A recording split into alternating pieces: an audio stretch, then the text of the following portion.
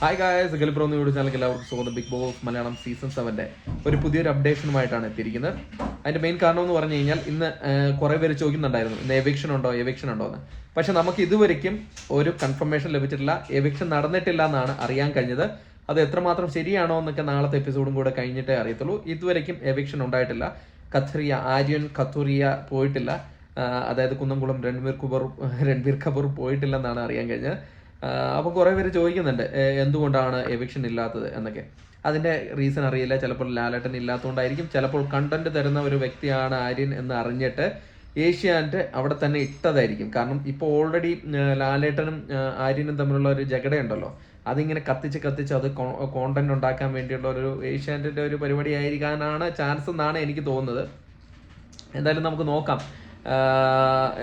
എനിക്ക് തോന്നുന്നു എവിക്ഷൻ ഇല്ലെന്ന് തന്നെയാണ് അറിയാം. എനിക്ക് ഫുള്ളായിട്ട് അങ്ങ് പറയാൻ പറ്റില്ല.